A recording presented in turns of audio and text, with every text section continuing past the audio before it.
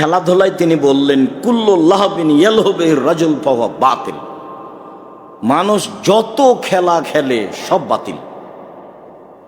কুল্লু লাহবিন, যত খেলা আছে, কুল্লু লাহবিন ইয়ালহুবে রাজুল ফাহুয়া বাতিল, মানুষ যত খেলা খেলে সব বাতিল।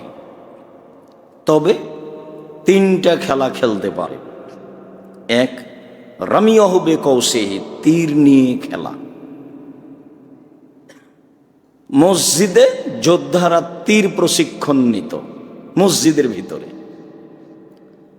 তো আয়েশা রাদিয়াল্লাহু তাআলা আনহা এদের প্রশিক্ষণ দেখতেন। তো আয়েশা রাদিয়াল্লাহু তাআলা আনহা বলছেন, আল্লাহ রাসূলের কাঁধের উপর দিয়ে, কানের নিচ দিয়ে আমি যোদ্ধাদের দেখতাম। তো তিনি দাঁড়িয়েই থাকতেন, আমাকে বলতেন না, তোমরাই পৃথিবীবাসী এখন বুঝো যে মুহাম্মদ সাল্লাল্লাহু আলাইহি সাল্লাম আমাকে কত ভালোবাসা দেখাতে পারেন, যে কম বয়সের মেয়ে আমি তো খেলা দেখা কতই না ভালোবাসি। যতক্ষণ পর্যন্ত আমি দেখতে থাকলাম ততক্ষণ তিনি দাঁড়িয়েই থাকলেন। তিনি বললেন না একবার, আয়েশা হয়েছে, আর কতক্ষণ দেখবা, হয়েছে আর কতক্ষণ দেখবা, কি কি দেখছো তুমি, এত সময় ধরে খেলা দেখো কেন? কোনোই কিছু বললেন না। স্ত্রীর অনুকূলে থাকা লাগে, খালি প্রতিকূলে থাকলে হবে? আরো কিছু অনুকূল লাগে, প্রতিকূলে থাকলে ঝামেলা বাড়বে। আর নাম ধরে ডাকবেন, নাম ধরে, খালেদা এদিকে শোনো, আর নামটা যেন একটু মিঠা হয়, খেস্টা মেস্টা করে বলবেন, এই খালেদা এদিকে শোন, ভালোবাসা কমে যাবে। খেস্টা মেস্টা কোনো সময় ডাকবেন না, এটা ভালোবাসা থাকতে নাম ধরে ডাকবেন। প্রায় কাজ নাম ধরে ডেকে বলবেন, ভালোবাসা করবে। আয়েশা রাদিয়াল্লাহু তাআলা আনহা নিজে বলছেন, দেখো না তোমরা পৃথিবীবাসী, যে আমি একটা কম বয়সের মেয়ে, আমি তো খেলাধুলা দেখতে প্রিয় মানুষ, দেখতে না কত ভালোবাসি। যতক্ষণ দাঁড়িয়ে থাকলাম তিনি ততক্ষণই দাঁড়িয়ে থাকলেন, যতক্ষণ দেখতে থাকলাম তিনি ততক্ষণ দাঁড়িয়ে থাকলেন। তিনি আমাকে একবার বললেন না দেখা হয়েছে, বিরক্ত হলেন না। বুখারী মুসলিমের হাদিস। তাহলে তীর নিয়ে খেলা মানে প্রতিপক্ষের সাথে লড়াইয়ের জন্য। দুই, ওয়া তাদিবাহু ফারাসাহু, ঘোড়া নিয়ে ট্রেনিং, ঘোড়ায় চড়া। তাহলে ইসলামে উপকারের কোনো খেলাধুলা থাকলে সেগুলো আসছে। তিন, অমুলাবাতাহু ইমরাতাহু, স্ত্রীর সাথে খেলা। খালি স্ত্রীকে গালি দিলে হবে, বকা দিলে হবে, টাকা চাইলে হবে? তার সাথে কিছু খেলাধুলার দিন আছে, তার মুখে কিছু তুলে দিতে হয়। বুখারী মুসলিমের হাদিস। তাহলে সাদকার নেকি হয়। বলতে পারে দিনরাত গালি দেওয়া, ঢং শুরু করেছ, এটা বলতে পারে। তো আপনি বিরক্ত হবেন না, যেহেতু রাসূল সাল্লাল্লাহু আলাইহি ওয়াসাল্লামের সুন্নাহ মুখে কিছু তুলে দেওয়া। এক গিলাস পানি দুইজন মিলে খাওয়ার চেষ্টা করবেন, একটা গোস্ত দুইজন মিলে খাওয়ার চেষ্টা করবেন, ভালোবাসা বাড়বে। এটাও খেলা বলে মুহাম্মদ সাল্লাল্লাহু আলাইহি ওয়াসাল্লাম বলেন। তিনি বলেন পৃথিবীর সব খেলা বাতিল। হাদিস সহিহ। কি করতে পারি বলেন? একটা হলো তীর নিয়ে খেলা, তাহলে ইসলামের উপকারার্থে কোনো প্রশিক্ষণ। দুই, ঘোড়া প্রশিক্ষণ, তাহলে ইসলামের উপকারার্থে কোনো প্রশিক্ষণ। তিন, পরিবার, স্ত্রীর সাথে খেলা। এই তিনটে ব্যতীত সব আমি বাতিল করব। আল্লাহ তাআলা বলেন, অমিনান নাসে মান ইয়াশতারি লাহুল হাদিস লিইযিল্লা আন সাবিলিল্লাহ, যারা খেলতামাশা, গান বাজনা, বাদ্যযন্ত্র ক্রয় করে মানুষকে আল্লাহর পথ থেকে দূরে সরানোর জন্য। ওয়ায়াত্তাখিযুহা হুজুয়া, আর আল্লাহর এই পথকে মজাক করে। উলাইকা লাহুম আযাবুম মুহিন, এদের জন্য রয়েছে অপমানজনক শাস্তি। কোন কোন জায়গাতে কোরআন মাজিদে এসেছে আযাবুন শাদীদ, কঠিন শাস্তি, আযাবুন আলিম, কষ্টদায়ক শাস্তি। তো অপমানজনক শাস্তি আর কষ্টদায়ক শাস্তির মধ্যে পার্থক্য কি? খেল তামাশার সাথে অপমানজনক শাস্তি কেন বললেন? এই পাপে কারো ক্ষতি হয় না। খেলাধুলা নিজে করলে কারো ক্ষতি হয় না। টাকা চুরি করেনি, জিনিস চুরি করেনি, কাউকে মারেনি, রাহাজানি করেনি, অন্যায় করেনি, অবিচার করেনি। এ চক্ষু শীতল করা জিনিস দেখেছে, চোখ ঠান্ডা করছে। আর এখন আবার আন্তর্জাতিক খেলা দেখলে যখন কেউ জয়ী হচ্ছে, গোল হয়ে যাচ্ছে, তখন কত মেয়ে নাচছে নগ্ন উলঙ্গ হয়ে, আর কত কি করছে, চক্ষু ঠান্ডা করে দেখছে সবাই, পুরুষ নারী সবাই। ধর্ম পাগল হয়ে গেছে। এই খেলার গল্প যেখানে চলে সেখানে বসে থাকা হারাম। দেখি কোন মায়ের বেটা ফতো উল্টে দিতে পারে। আন্তর্জাতিক খেলার পতাকা ঘরের উপরে ওঠা তো বহু দূরের কথা। আমি আব্দুর রাজ্জাক ইউসুফ বলছি, যারা উঠিয়েছে তারা শুধু একাই মূর্খ নয়, ওর বাপ, ওর মা, ওর জাতি। আপনি মনে কষ্ট পেলে আমার কিছু আসে যায় না। আপনি কষ্ট পান, এটা আমি চাইনি।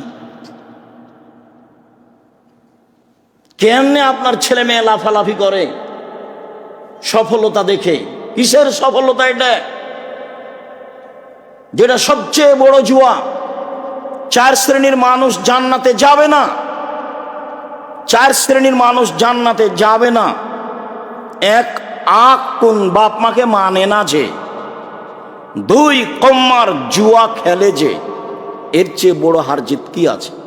শুধু কি হারজিত, কত গন্ডগোল আছে, মুখামুখি বিরোধিতা আছে, ঝগড়া বিবাদ আছে, লাখো কোটি ল্যাংটা মেয়ে আছে, হার জিত আছে। বাপ একদিকে, বেটা একদিকে, খেতে বসে তর্ক বিতর্ক লেগে যাচ্ছে। অবাক হতে হয়, কত হার জিত আছে তার কোনো শেষ নেই। প্রত্যেক যেই খেলাতে হার জিত আছে সেটাই হলো জুয়া। প্রত্যেক যেই খেলাতে হার জিত আছে সেটাই হলো জুয়া। যদি হার জিত না থাকে, যদি শরীর চর্চা হয় তাহলে চলতে পারে। আর যদি শরীর চর্চা না হয়, বসে বসে চলে, তাহলে আল্লাহ রসুল তাকে বলেছেন নারদেশির, মান লাইবাবে নারদেশির, যে এইরকম বসে বসে খেলায় অংশগ্রহণ করলো, চৌসার, ছক্কা, লুডো, দাবা, পাঞ্জা, তাস, ক্যারাম বোর্ড, গেমস, এই ধরনের যত খেলা পৃথিবীতে জন্ম নিয়েছে, আরো যত নিবে, যেগুলো বসে বসে চলে, সময় নষ্ট হয়, সেগুলোকেও খেলায় অংশগ্রহণ করলে আল্লাহ রাসূল বলছেন সে তার হাতকে শরীর শুকুরের রক্তের মধ্যে ডুবিয়ে দিল। হাদিস তো মুসলিম। আপনার কি বিচার? আবার বললেন মাল্লাই বাবে নারজে শির, এরকম খেলায় যারা অংশগ্রহণ করলো, ফাকাদ আসা আল কাসেম, সে মোহাম্মদ সাল্লাল্লাহু আলাইহি সাল্লামের সাথে নাফরমানি করলো। যেগুলো তা হার জিত নেই, এমনিতে বসে বসে চলে। আর যেগুলো তা হার জিত আছে, ও জাহান্নামে যাবেই। তা আপনি বলেন আন্তর্জাতিক খেলায় হার জিত আছে কিনা? আর কত সমস্যা যারা দেখে তাদের জিজ্ঞাসা করেন। আর তাদের গেঞ্জি আপনার ছেলে পরে আপনার চোখের সামনে, আপনি ওর গাল ফাটিয়ে দিতে হবে। ঢং পেয়েছে বেটা, একজন ইহুদি খ্রিস্টানদের পোশাক সে গায়ে তোলে, মানে ওর বাপ একজন অশিক্ষিত মানুষ, ওর বাপ একজন জাতির জন্য কলঙ্ক। আল্লাহ রাসূল বলছেন মান তাশাব্বাহা বিকওমিন ফাহুয়া মিনহুম, কেউ যদি কারো সাদৃশ্যতা অবলম্বন করে সে তার সাথে থাকবে বিচারের মাঠে। এটা কি? কোনটা তার সাদৃশ্য? লগ্ন ল্যাংটা নারী নাচছে, আপনার ছেলে তার পক্ষে হয়ে দিন রাত কাটাচ্ছে, নাচছে, লাফালাফি করছে, পতাকা উঠাচ্ছে, তার গেঞ্জি গায়ে দিচ্ছে, আর আপনি চুপচাপ বসে আছেন। আপনি তখন বাপ। আমি আব্দুর রাজ্জাক বিন ইউসুফ আপনার বাপকে আমি না করলাম, আপনি বাপ নন, আপনি একজন অযোগ্য পিতা। দীর্ঘ 90 সাল থেকে আপনাকে আমি বুঝাতে পারিনি পাপ কাকে বলে। যে সংশোধন করতে পারে তার নাম বাপ, যে ক্ষমতা প্রয়োগ করতে পারে তার নাম পিতা।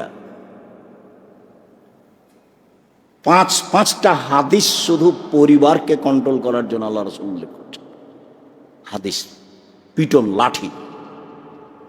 সিলেটের একজন উচ্চশিক্ষিত মানুষ, পিএইচডি যারা করতে যায় ওদেরও সাবজেক্ট উনি দেখেন। তো লন্ডনে বসবাস করছেন অনেক দিন থেকে, তখন বউ চলে গেছে। আপনারা তো খুব জানেন লন্ডনের অবস্থা। বউয়ের সাথে একটু তর্ক বিতর্ক হয়েছে, তখন বউ অভিযোগ করেছে, তখন সরকার আর বউ নিয়ে চলে গেছে। না, আমার বক্তব্য 10 মিনিটে খুতবা শেষ করতে হবে। জুমার খুতবা কয় মিনিট? 10 মিনিট। তো প্রথম জুমা পার হয়ে গেল, অপমানজনক অবস্থায় পার করলাম। তো দ্বিতীয় জুমায় আসে বললাম যে এই খুতবায় না যায়, এই জুমায় না যায়, যত বাড়িতে মুসলমানেরা বসবাস করছে লন্ডনে সব বাড়িতে খুতবা জুমা চালু হোক না কেন, হাজারো জুমা মসজিদ চালু হোক, কিন্তু চালু হতে হবে রাসূলের সুন্নাতে, চালু হতে হবে রাসূলের সুন্নাতে। এই মসজিদে 10 মিনিটে এক জামাত হয়ে গেল, আবার 10 মিনিটে আর এক জামাত হবে, আর 10 মিনিটে আর এক জামাত হবে। কি ধর্ম পাগল হয়ে গেছে? এখানে সুন্দর একটা খুতবা হতে হবে, বিষয়ভিত্তিক আজান হতে হবে, 2 রাকাত সলাত হতে হবে, সুন্নাত মতো সলাত হতে হবে। কিছুই হলো না, শুধুমাত্র জুমার দিনে উপস্থিত হওয়া হলো। এরপরেও 10 মিনিটে খুতবা শেষ করলাম, তখন উনি আমাকে খুঁজে খুঁজে বের করলেন। তো দিয়ে আমাকে বলছেন আমি শাহজালাল সিলেটি। ওই যে শাহজালাল, তাহলে তো আপনার শাহজালাল কবর আপনার, আপনি কি করেন? বলে আমি এক কলেজের প্রফেসর, অনেকদিন থেকে এখন রিটায়ার্ড হয়েছি, এই ঘটনা সব বলেন। তো আমি একাই। কেন? ভাবি কোথায়? বলে চলে গেছে, যোগাযোগ করা যায় না। ওই ছেলে মেয়ের সাথে যোগাযোগ ছিল, ওটাও কেটে গেছে। তো চলেন রাজশাহী চলে যাই। তো বলছে কোনোদিন যদি ছেলে মেয়ে দেখতে পাই সেই জন্য দিন কাটাচ্ছে, খুব কষ্টে আছে। তা আপনার খুতবাটা শোনার পরে একটু সাধ যে আপনাকে আমি একটু বাড়িতে নিয়ে যাব। আর খুতবা যে এরকম হয় সেটা আমার জীবনের প্রথম ঘটেছে। তো বাড়িতে নিয়ে আসলে তো খাওয়ার ব্যবস্থা নেই, এমনি নাস্তা পানির ব্যবস্থা করেছি। এই ঘটনা বলল। পরিবারের ব্যাপারে কিছু বলা যাবে না, স্ত্রীকে কিছু বলা যাবে না, ছেলে মেয়েকে কিছু বলা যাবে না। কেমনে আপনি শিক্ষা দিবেন? যে আসরের পরে আপনাদের ওই প্রতিষ্ঠানে গেছিলাম, অমূল করা প্রতিষ্ঠানে। তো এখন আমি বললাম যে তোমাদের কি প্রশিক্ষণ দিব, তোমাদের বাপ মাকে লাগতো, তাহলে একটা হতো। তো তোমরা বেশি পড়ো বললাম, আর দোয়া করো তোমাদের জন্য এই 2টা। আর তোমার বাপ মায়ের সামনে যদি কোনোদিন কথা বলতে পাই তাহলে বলবো, আজকের মতো অত থাকলো। তোমার বাপ মা বলে যাবে এখানকার শিক্ষককে, এই যে ছেলে দিয়ে গেলাম, মেয়ে দিয়ে গেলাম, হাড় হাড্ডি জমা দিবেন, গোস্ত লাগবে না। তাহলে তো শিক্ষক একটু কিছু বলার সুযোগ পাবে, একটু পড়াকরণী কারণ এটা কিছু বলতে পারবে, প্রয়োজনে একটা লাঠি মারতে পারবে। এখন একটা লাঠি মেরেছে, তখন আপনি এসে বলছেন আমার ছেলেকে মারলেন কেন? আপনি বিশ্বাস করেন আপনার ছেলেকে ওই শিক্ষক আর কোনোদিন পড়া জিজ্ঞাসা করবে না। ওর ঠেকা বেঁধেছে আপনার ছেলেকে পড়া জিজ্ঞাসা করা কি দরকার? যদি একটু চোখ গরম করার সুযোগ না থাকে তাহলে এই শিক্ষক আপনার ছেলেকে আর কোনোদিন পড়া জিজ্ঞাসা করবে না। এর নাম আমও গেল, ছালাও গেল, 2 চোখও গেল, এর নাম। আমি বহুদিন বলেছি, এখনো বলছি, আমার ছেলেমেয়েরা সবাই আমাদের চোখের সামনে দিয়ে আসছে পড়াশোনা করে। আমি বলেছি আমার ছেলে মেয়েকে শিক্ষক মারতে মারতে যদি মেরেই ফেলে দেয়, মরেই যায়, আমি আব্দুর রাজ্জাক বিন ইউসুফ নিজে গোসল দিব, কাফন দিব, জানাজা দিব, মাটি দিব। আমি জিজ্ঞাসা করবো না শিক্ষককে কেন মারলেন। আমি স্টিল আছি, এখন বলছি, আমার মেয়ে এখনো পড়ে। শিক্ষকের কারণে যদি মারা যায় আমি শিক্ষককে জিজ্ঞাসা করবো না কেন মেরেছে, আমি জিজ্ঞাসাই করব। আবদুল্লাহকে যখন পাঠানো হয় মদিনায়, তখন ওর নাম্বার কমানো হয়েছে, কারণ ওইভাবে নাম্বার যেটা পেয়েছে সেটা দিলে তো ভুল বুঝবে বোর্ড। ওরা সবই 100 আছে, 99 আছে, তখন ওগুলো 95 করা হয়েছে, 97 করা হয়েছে, 90 করা হয়েছে, একটাতে আছে 101। তো আমরা আব্দুস সামাদ সালাফিকে বললাম যে ওস্তাজি 101 দিয়েছেন কেন? তখন বলছেন আব্দুর রাজ্জাক শোনো, আমি বহুদিনই 100 নাম্বার দিয়েছি, তো এই খাতাটা আমাকে সব খাতার চেয়ে বেশি ভালো লেগেছে।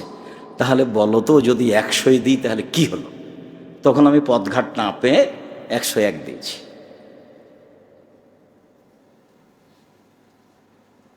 মারতে মারতে যদি মেরে ফেলে দেয়, আমি আব্দুর রাজ্জাক বিন ইউসুফ বলছি, আমি দৃঢ়তার সাথে বলছি, আমি শিক্ষককে জিজ্ঞাসা করব না আপনি কেন মারলেন, আমি এইভাবে স্টিল আছি। আমার শিক্ষক আমার ছেলের কি শত্রু? আমার শিক্ষক আমার ছেলের শিক্ষক কি আমার ছেলের শত্রু? মারতেই পারে, দুটো বেকায়দায় লেগে যেতেও পারে। মারছিলাম, চট করে হাত দিয়ে আটকাতে গেছে, তখন আঙ্গুলে লেগে গেছে, আঙ্গুলটা ফেটে গেছে, রক্ত আসছে। আপনার একটু ব্যথা লাগতেই পারে, আপনি বাপ মা, সেজন্য খেপে যেতে হবে? ছেলে এমনি মানুষ করা যায়? আপনি তো তার সাক্ষী আছেন যে আমাদের পণ্ডিতকে দেখেছি, তখন আমরা গাছের উপরে উঠে দেখেছি মায়ের চোটে। তো ওইভাবেই তো মানুষ হয়ে গেছেন, আলহামদুলিল্লাহ। সেটা উল্টে যাবে কেন? বিদ্যে কি দিয়ে হবে? খেলতামাশা। রাসূল সাল্লাল্লাহু আলাইহি ওয়াসাল্লাম বলেন, লা ইয়াকুনান্না মিন বাদি আকওয়াম, অচিরেই এমন মানুষজন আসছে আমার পরে, ইস্তাহিলুনাল হেরা, যারা জেনাকে বৈধ মনে করবে। নেন এবার। অল হারিরা, রেশমি কাপড়কে বৈধ মনে করবে। অল খামরা, মদকে বৈধ মনে করবে। অল মাআজিফ, বাদ্যযন্ত্র, খেলতামাশা, গান বাজনাকে বৈধ মনে করবে। হাদিস তো বুখারী মুসলিম। কি বিচার করবেন? অচিরেই চলে আসছে, সে এখন নির্দ্বিধায় সবাই খুশি মানাচ্ছে, একজন আরেকজনের পক্ষে বিপক্ষে বলছে দিনরাত, যেটা আপনাদের চোখের সামনে। আমি তো অত সম্পৃক্ত নই সমাজের সাথে, আমি সমাজের সাথে চলতেও পারি না, সমাজে আমার বসাও হয় না, সমাজের সাথে আমার যোগাযোগও নেই। আমি তো প্রতিষ্ঠানের ভিতরে থাকি, হাট বাজারে যাই না। হাট বাজার যারা কাজকর্ম করে তারাই করে, আমরা এমনি দুনিয়াতে আছি, বেকার বলতে গেলে, যার কোনো কাজ নেই। আর আমাদের বাড়ির মহিলারা বাজারে যায় না, এটা ভাবতেই পারে না, প্রশ্নই আসে না। যদি কেউ জলে বাজারে বলে যে 1000 টাকা দামের শাড়ি ফ্রি পাওয়া যাচ্ছে,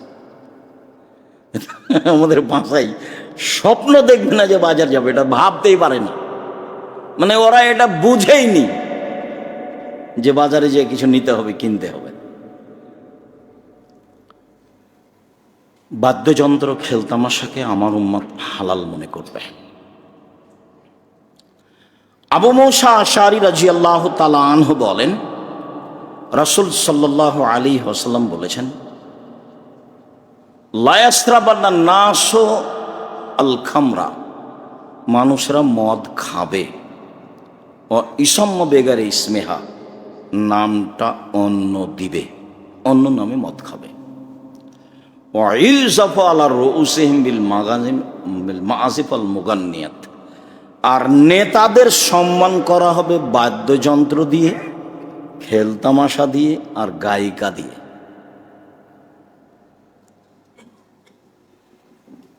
ওই এক এমপি কাছে গেছি জামিয়া সালাফের রূপগঞ্জের দাওয়াতের জন্য।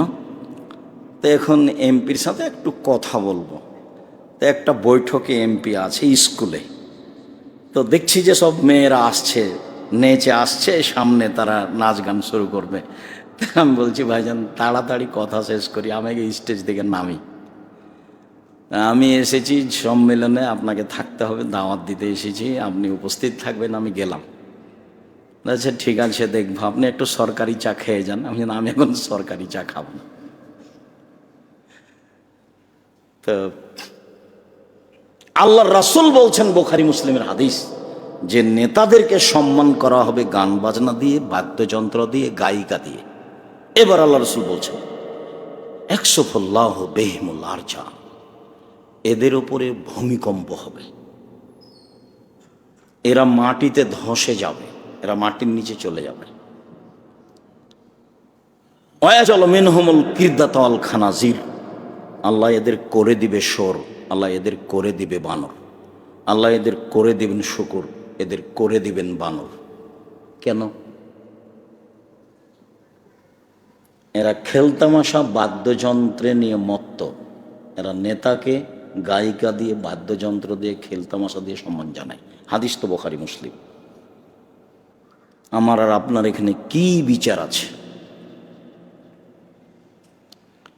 আব্দুল্লাহ ইবনে আব্বাস রাদিয়াল্লাহু তাআলা আনহু বলেন, রাসূল সাল্লাল্লাহু আলাইহি ওয়াসাল্লাম বলেছেন, লা ইউবাইয়াতান্না কওমান মিন উম্মতি আলা তামিন ও লাহাবিন ও শারাবিন।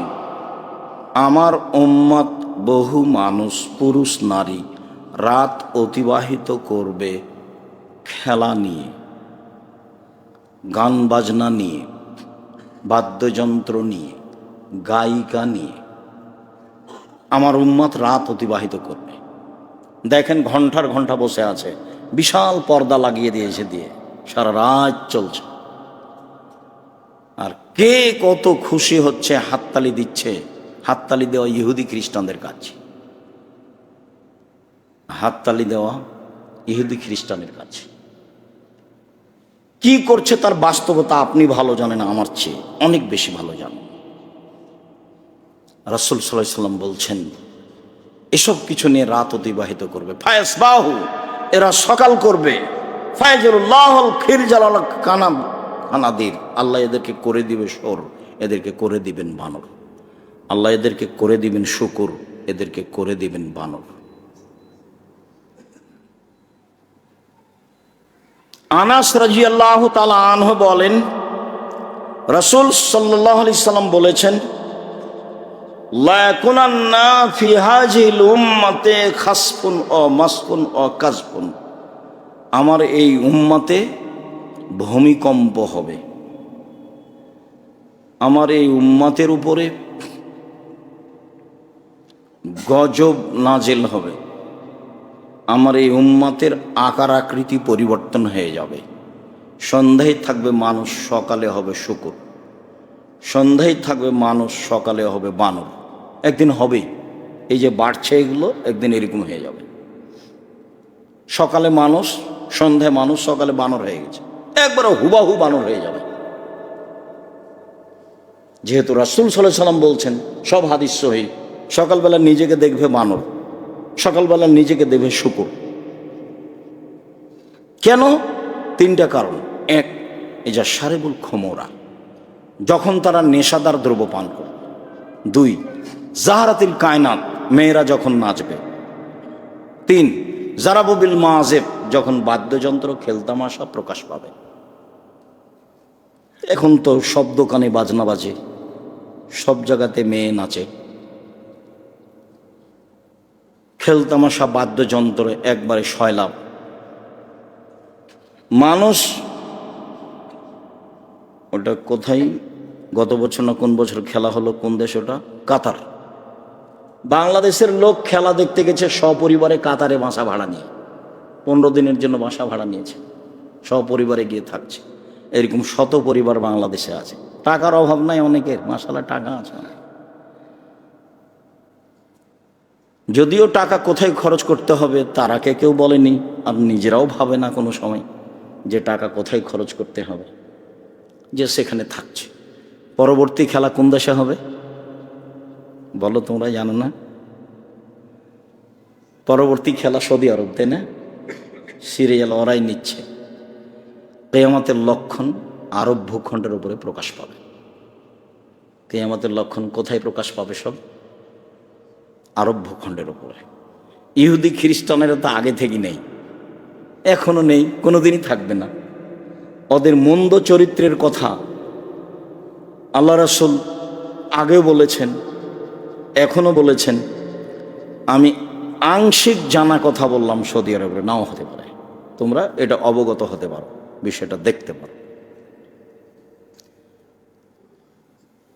তো রাসূল সাল্লাল্লাহু আলাইহি ওয়াসাল্লাম বললেন যে আমার উম্মতের উপরে 3টা বিপদ নেমে আসবে। 3টা কারণে আমার উম্মতের উপরে 3টা বিপদ নেমে আসবে, সমস্যা নেমে আসবে, যেগুলো দেখতে পাচ্ছেন। ভূমিকম্প হবে, যা শুনতে পাচ্ছেন। আর আকার আকৃতি পরিবর্তন হবে, যেটা সময় অপেক্ষা করা হচ্ছে। 3টা কারণে, যখন মানুষ নেশাদার দ্রব্য পান করবে, যখন মেয়েরা নাচবে, যখন বাদ্যযন্ত্র খেলতামাশা প্রকাশ পাবে। উমামা বাহেলি রাদিয়াল্লাহু তাআলা আনহু বলেন, রাসূল সাল্লাল্লাহু আলাইহি ওয়াসাল্লাম বলেছেন, লা তাবিউল কায়নাত, তোমরা গায়িকাদের বিক্রয় করো না, খেলতামাশা বাদ্যযন্ত্রের যন্ত্রপাতি ক্রয় করো না, বিক্রয় করো না। অলা তাস্তারুহুন্না, সেগুলো ক্রয় করো না। অলা তুয়াল্লিমুহুন্না, এগুলো তাদের শিখিয়ে দিও না। দেখেন এখন একটা খেলতামাশা ছাড়া একটা ঘন্টা স্কুলে আছে, নাহলে এই হেডমাস্টারই চলে না। স্কুলে ঢোল ঢাক তবলা হারমোনিয়াম দোতারা সেতারা ভর্তি আছে। ছেলে মেয়েকে বাধ্য শিখতে হচ্ছে, শিখাতে হচ্ছে, বাপও খুশি।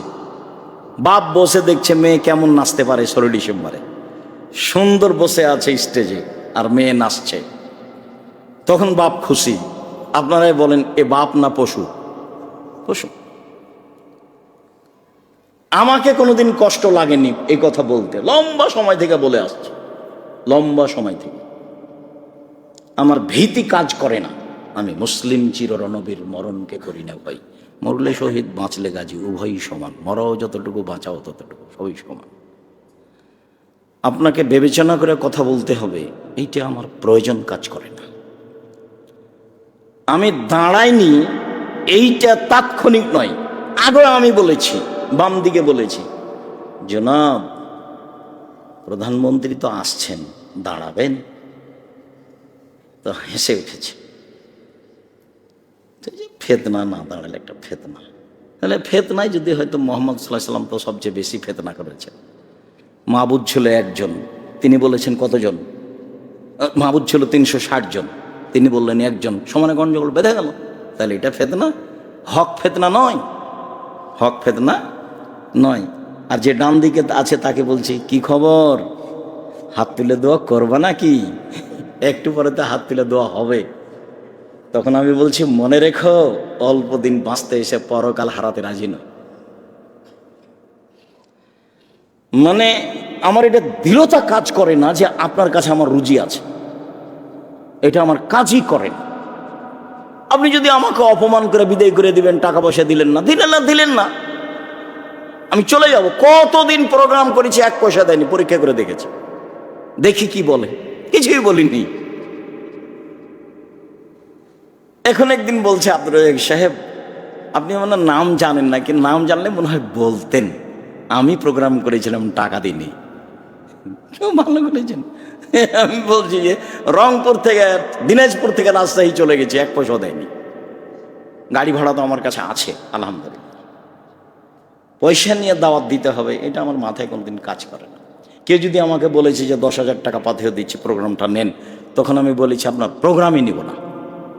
জান, পয়সা দিয়ে দমানোর কোনো পথ নেই, পয়সা দিয়ে দমানোর কোনো পথ নেই। পয়সার পিছনে আমি দৌড়াই না। আমি আপনাকে পয়সার কথা বলি জামিয়া সালাফের জন্য। আমি যেখানে যাই জামিয়া সালাফে আমার সাথে থাকে। তাকওয়া মসজিদে যদি কোনোদিন আসি, আপনাকে বলে রাখছি, আমি আসলে আপনি জেনে রাখবেন যে জামিয়া সালাফে যাচ্ছি, 10টা টাকা হাতে করে যাই, এটা আপনার জিম্মেদারি, আপনাকে আমি বলে রাখলাম। বন্ধু বান্ধব, আত্মীয় স্বজন, ভাই ভাবি, খালা ফুফু সবকে বলবেন, চলো আব্দুর রাজ্জাক সাহেব আসছেন, 10টা টাকা হাতে করে যাই জামিয়া সালাফের জন্য। আপনার 10টা টাকাতে কি হবে এ বিবেচনা আমার নেই। 1 মাসে 45 লক্ষ টাকা বেতন লাগে। কত লক্ষ? 45 লক্ষ টাকা বেতন লাগে। যারা মেহমান আসছেন, 5-6 জন এসে গেছেন, ওর আমি টিকিট বিল দিয়েছি 10 লক্ষ টাকা। তো আমি যদি ভাবি আপনার 10 টাকায় কি হবে, তাহলে তো আমি আপনার 10 টাকাকে ছোট করে দেখলাম।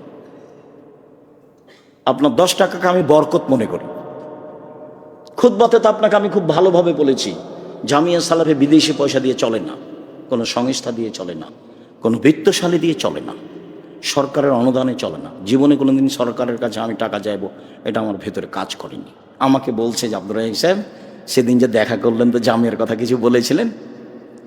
আমি বলছি, জামিয়া আসলে তাকে নাস্তা খাওয়াবো ভালো করে, তাই কিছু বলতে হবে এটা প্রয়োজন হয় না। ওই যে কি ছিল ওই মন্ত্রী, যখন ওই উপদেষ্টা, হ্যাঁ আফমা খালিদ। আবদুল্লাহ বলছে, আব্বু আফমা খালিদ জামিয়া সালামে রাজশাহী আছে, আপনার এখানে আসবে, তা আব্বু দাওয়াত দিয়ে দাও, নাস্তা করো। তো বলছে, আবদুল্লাহ তোমার আব্বা এতগুলো মানুষের নাস্তার ব্যবস্থা করবে? তখন আমি বলছি যে তাকে বলো যে জামিয়া সালাফে নাস্তা করতে হবে, ব্যবস্থা আল্লাহ করে দেবে ইনশাল্লাহ। 200 জন না হয় 500 জন আসবে, তাতে কি আছে, নাস্তার ব্যবস্থা জামিয়া সালাফে করবে ইনশাল্লাহ, এবং সর্বোচ্চ ব্যবস্থা করবে ইনশাল্লাহ। যারা ওরা পারবে না, যারা মন্ত্রী লেভেল এরা যারা আছে তারা পারবে না ইনশাল্লাহ, ওটা জামিয়া সালাফে পারবে। এখানে আল্লাহর একটা কি আছে, দয়া আছে, মেহমানকে সম্মান করতে পারবে এবং ভালো করে পারবে ইনশাল্লাহ। সম্মানিত দিনী ভাই বোন, রাসূল সাল্লাল্লাহু আলাইহি সাল্লাম বলছেন, খেলতামাশা করে যারা তাদের ক্রয় করো না, তাদের বিক্রয় করো না, খেলতামাশা তাদের শিখিয়ে দিও না। তাদের মাধ্যমে যত পয়সা উপার্জন হয় সবই হারাম, যত খেলোয়াড় পয়সা উপার্জন করছে সব হারাম। সুদ ঘুষ যেমন হারাম, অশ্লীল কর্ম অবৈধ পয়সা উপার্জন করা যেমন হারাম, তেমনি হারাম। ওই হারাম আর এই হারামের মধ্যে কোনো পার্থক্য নেই। 4 শ্রেণীর মানুষ জান্নাতে যাবে না। বাপ মায়ের অবাধ্য চলে যে সে জান্নাতে যাবে না, খোটা দেয় যে সে জান্নাতে যাবে না, জুয়া খেলে যে সে জান্নাতে যাবে না, নিয়মিত বিড়ি তামাক জর্দা সিগারেট গুল নেশাদার দ্রব্য খায় পান করে যে সে জান্নাতে যাবে না। রাসূল সাল্লাল্লাহু আলাইহি সাল্লাম এইভাবেই বলেছেন। আমার আপনার করার কিছু নেই, রাসূলের মুখের ভাষা এরকমই। তিনি বলছেন, যারা কবুতর নিয়ে খেলায় তাদের জন্য জান্নাত হারাম। এই যে কবুতরের পিছনে দৌড়াই ছুটে তাকে পুষে, এমনিতেই আপনি কবুতর ডিমের জন্য, বাচ্চার জন্য, খাওয়ার জন্য, ব্যবসার জন্য পুষতে পারেন, কিন্তু খেলতামাশার জন্য এমনিতেই তার পিছে দৌড়াবেন, ছোটাছুটি করবেন, এই পোষা হারাম। অনর্থক কাজ ইসলাম গ্রহণ করে না, অনর্থক কাজ ইসলাম গ্রহণ করে না। আপনাকে এই বিষয়টি খুব ভালোভাবে মনে রাখতে হবে। রাসূল সাল্লাল্লাহু আলাইহি সাল্লাম খেলতামাশার উপরে, বাদ্যযন্ত্রের উপরে খুব কঠোর। আব্দুল্লাহ ইবনে উমর বলছেন, নাফে বলেন, আমি একদা আব্দুল্লাহ ইবনে উমরের সাথে ছিলাম। ফাসামিয়া মিজমারান, আব্দুল্লাহ ইবনে উমর শুনতে পেলেন বাদ্যযন্ত্রের শব্দ। ফানানি তরিক, রাস্তা থেকে দূরে চলে গেলেন, রাস্তা ছেড়ে একদিকে চলে গেলেন আব্দুল্লাহ ইবনে উমর রাদিয়াল্লাহু তাআলা। তারপর বলছেন, নাফে হাল তাসমাউ শায়ান, তুমি কি কিছু শুনতে পাচ্ছ? বাদ্যযন্ত্রের কোনো শব্দ তুমি শুনতে পাচ্ছ?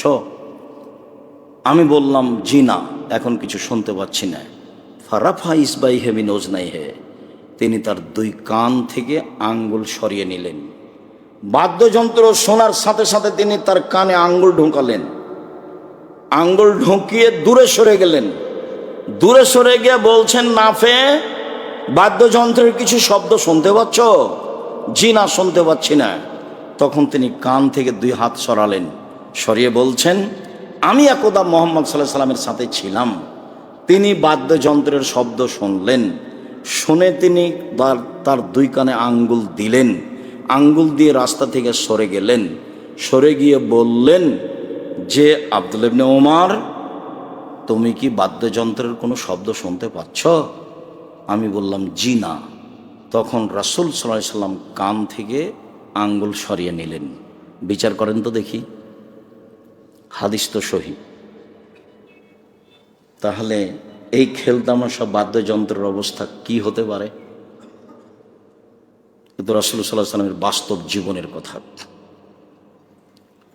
ইমাম আউজাই বলছেন, লা নাদখুলু ওয়ালিমাতান ফিহাল মাজামির, যেই বাদ্যযন্ত্রে খেলতামাশা গান বাজনা থাকে আমরা সেই ওয়ালিমায়, সেই অনুষ্ঠানে যাই না। সাহাবীগণ ওইসব অনুষ্ঠানে যেতেন না, যেসব অনুষ্ঠানে খেলতামাশা বাদ্যযন্ত্র থাকত। আব্দুল্লাহ ইবনে উমর বলছেন যে, রাসূল সাল্লাল্লাহু আলাইহি সাল্লাম একটা দাওয়াতে গেলেন। আবু আইয়ুব আনসারী বলছেন যে, আমাকে একটা দাওয়াত দেওয়া হলো, সে দাওয়াত আমি গেলাম। দাওয়াতে গিয়ে দেখছি বাড়িকে সুন্দর করে চাদর দিয়ে সাজানো আছে। আমি তখন বললাম, সালেম, কি ব্যাপার, তোমার বাড়িকে এইভাবে চাদর দিয়ে সাজানো আছে কেন? তখন তিনি উত্তরে বলছেন, মহিলারা যে আমার উপরে জয়ী হয়ে গেছে, আমি কি করতে পারি? তখন আবু আইয়ুব আনসারী বলছেন যে, সালেম, মহিলারা তোমার উপরে জয়ী হয়ে যাবে এ আশা আসলে আমি করিনি। এই কথা বলে তিনি বের হয়ে গেলেন, আমাদের বাসাতে খেলেন না, আমাদের বাসাতে থাকলেন না। যেখানে বাদ্যযন্ত্র খেলতামাশা আছে সেখানে আপনি যেতে পাবেন না। যদি চলে যান, ঢুকে যান, তাহলে সেখান থেকে ফিরে আসতে হবে। হাদিস সহিহ, ফিরে আসতেই হবে। একজন মেয়ে নূপুর পায়ে দিয়ে রাসূল সাল্লাল্লাহু আলাইহি সাল্লাম আয়েশা রাদিয়াল্লাহু তাআলার কাছে ঢুকেছিল, ঢুকতে চাচ্ছিল। আয়েশা রাদিয়াল্লাহু তাআলা, এই বাইরে যাও, ওকে ভিতরে আসতে দিও না। নূপুরের বাজনার সাথে শয়তান থাকে, কাজে ও যেন ভিতরে না ঢোকে। আয়েশা রাদিয়াল্লাহু তাআলা আনহা একটা মেয়েকে ভিতরে আসতে দিলেন না। তার পায়ে কি ছিল? নূপুর ছিল। সে নূপুরে বাজনা ছিল, যার কারণে আয়েশা রাদিয়াল্লাহু তাআলা তাকে ভিতরে ঢুকতে দিলেন না। তাহলে আমার আপনার কি হবে?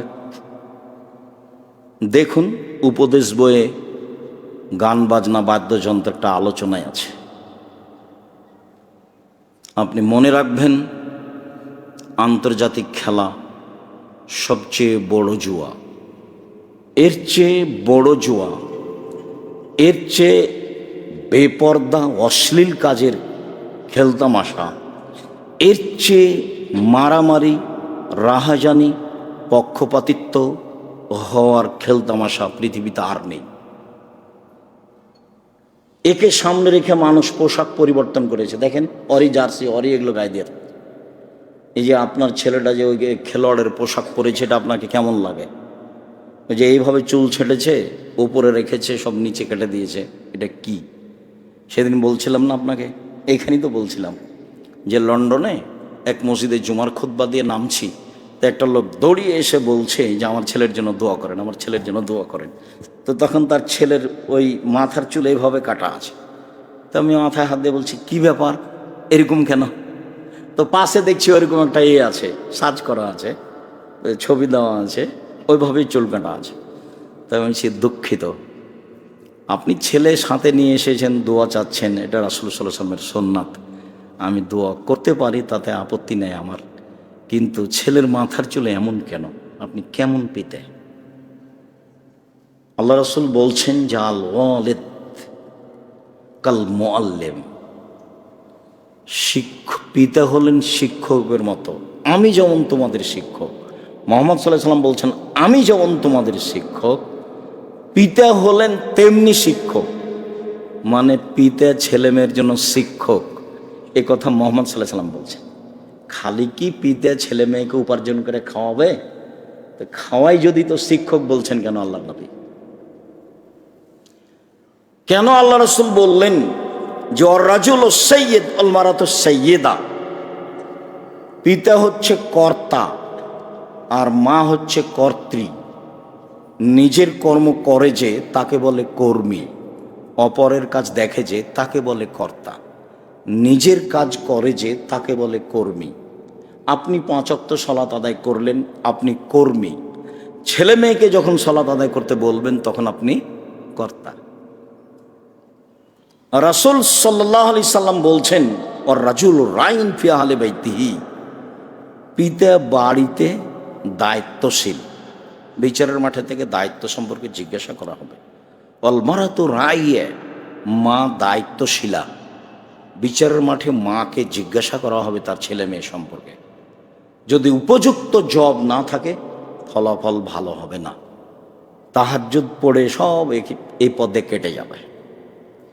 আপনার ছেলে মেয়ের শিক্ষার জন্য, আপনার ছেলে মেয়ের আদর্শের জন্য আপনি যথেষ্ট। আপনার ছেলে মেয়ে গান বাজনা খেলতামাশাই মত্ত হয়ে বিজাতিদের পথ অবলম্বন করুক, এটা আপনার জন্য চাওয়া ঠিক নয়। রাসূল সাল্লাল্লাহু আলাইহি ওয়াসাল্লাম বললেন, লা তাত্তাবিউন্নাল ইয়াহুদা ওয়ান নাসারা, তোমরা ইহুদি খ্রিস্টানের অনুসরণ করবে। আল্লাহ রাসূল নিজে বলছেন। এমন কি লাউ দাখালু জোহরা জাব্বিন লা দাখাল তোমরা, ওরা যদি অন্যায় করতে করতে গুই সাপের গর্তে ঢোকে তো তোমরাও গুই সাপের গর্তে ঢুকবা।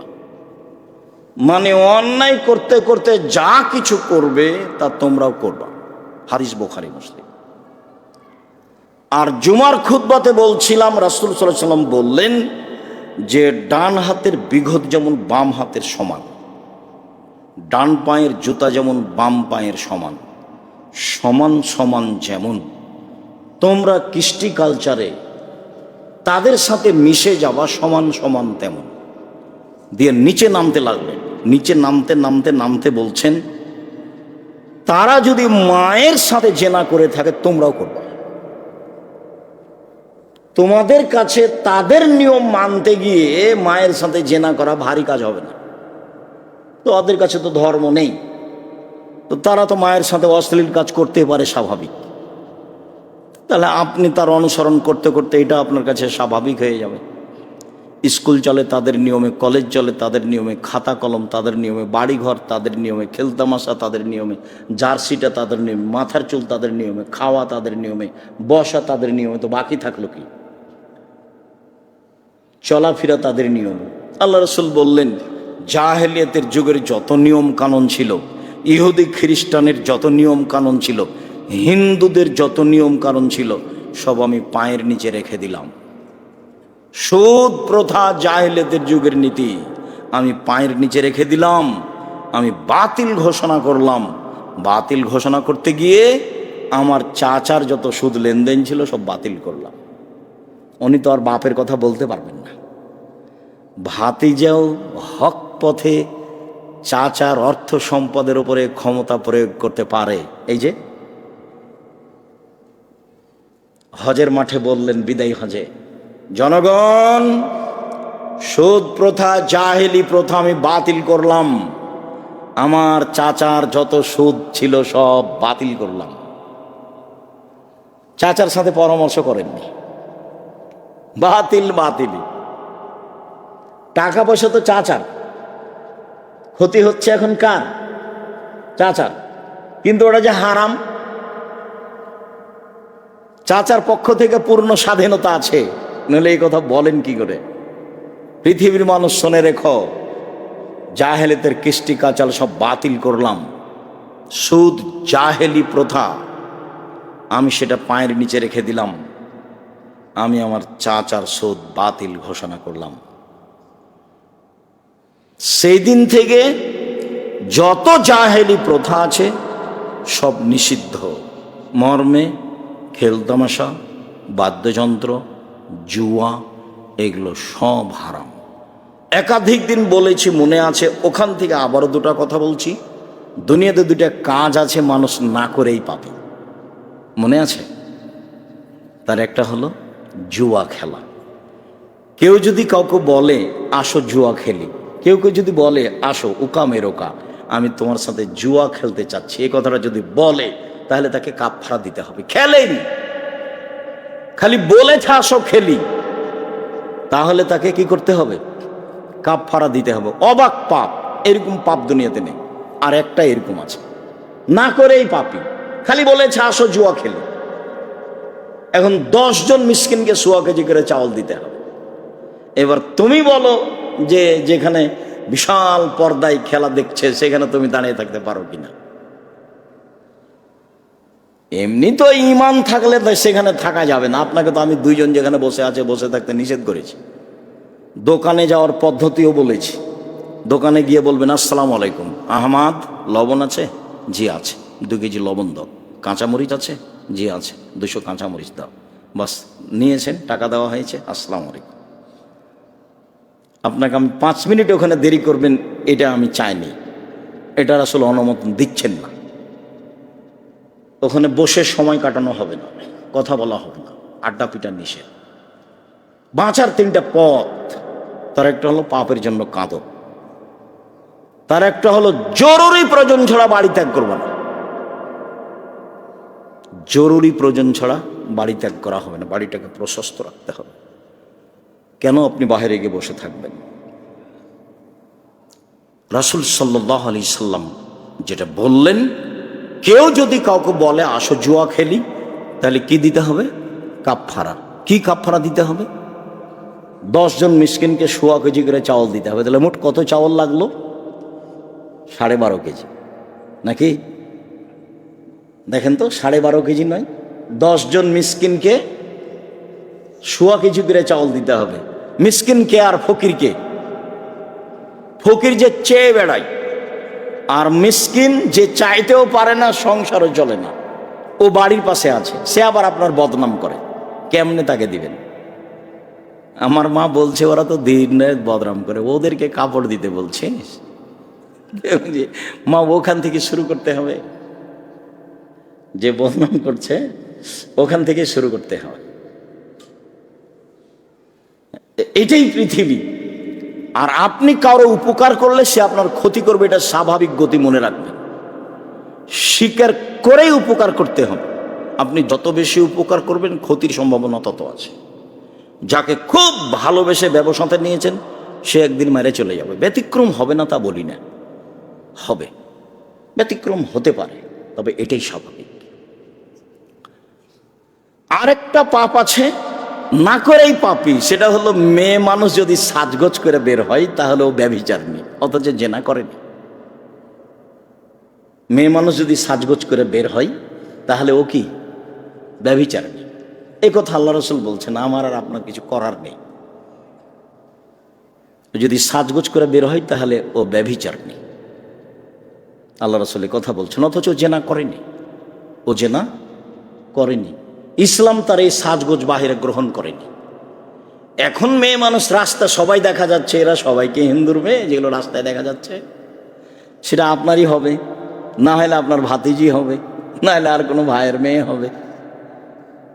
কে জবাব দিবে এগুলি? তো মেয়ে তো তাহলে জেনার সাথে আছে, তা আমিও তার সাথে জড়িত, বাঁচার পথ। তাহলে দুইটা পাপ আছে দুনিয়াতে, মানুষ না করেই পাপী। একটা পাপ কি? কেউ যদি কাউকে বলে আসো জুয়া খেলি, তাহলে তাকে এখন কি করে বাঁচতে হবে? কাফফারা দিয়ে 10 জন মিসকিনকে। আর কোনো মেয়ে যদি সাজগোজ করে বের হয় তাহলে সে ব্যভিচারিণী, এ কথা রাসূল সাল্লাল্লাহু আলাইহি ওয়াসাল্লাম বলেছেন, অথচ সে জেনা করেনি। মর্মে আপনাদেরকে আমি এই খেলতামাশা থেকে, আন্তর্জাতিক খেলা থেকে সাবধান করছি, এই মর্মে যে আপনি বিরত থাকার চেষ্টা করেন, পারবেন। মানুষই পারে বিরত থাকতে। কে পারবে? মানুষই পারবে। আপনি চেষ্টা করেন, বৈধ রুজি উপার্জনের চেষ্টা করেন ব্যবসার মাধ্যমে। একাধিক দিন আপনাকে আমি বলেছি, আপনি দিন মজুরি কাজটা কম করেন, ব্যবসা করেন, বড় থেকে বড় ব্যবসায়ী হন, অসহায় মানুষের পাশে দাঁড়াতে শিখুন, জান্নাত হবে ইনশাআল্লাহ। আপনি ভালোভাবে পয়সা উপার্জন করুন, ছেলে মেয়েকে সহজে কাজে লাগাবেন না। সিলেটে বাড়ি, বড় ছেলে হতে না হতে লন্ডন পাঠিয়ে দিচ্ছেন, এটা কেন? আমার বাপ কৃষক মানুষ, আমার কথা বলছি, আমার আব্বা চাষি মানুষ। তো আমি যখন গরু খোঁটা, বুঝেন খোঁটা, এই খোঁটাতে বাঁধা আছে, তো এখান থেকে খুলে এখানে নিয়ে যেতাম, তখন আমার আব্বা বলতেন, বেটা ওটা আমি করব, তোমাকে করা লাগবে না। তোমাকে যদি কাজ করাই লাগে তাহলে আমার পরে করিও। কি বুঝলেন বলেন তো? মানে তার জীবদ্দশায় আমাকে সংসারের কাজ করতে দেয়নি, দিবে না। করাই যদি লাগে তো যেদিন আমি থাকবো না সেদিন, তার পূর্ব পর্যন্ত পড়াশোনায় থাক। আপনার ছেলেটা অন্তত 25 বছর পর্যন্ত পড়বে, 30 বছর পর্যন্ত পড়বে। 25 বছর পরে, 30 বছর পরে যদি আপনি বেঁচে থাকেন, তাহলে আপনি বিবেচনা করবেন আমার ছেলেকে কি কাজে লাগাতে পারি, কি তার দিয়ে হতে পারে। সহজে কোনো চাকরিতে দিবেন না, ব্যবসা বাণিজ্যে দিবেন। চাকরিতে দিলে পয়সা কম উপার্জন হবে, খালি বাড়িতে ঝামেলা বাঁধবে।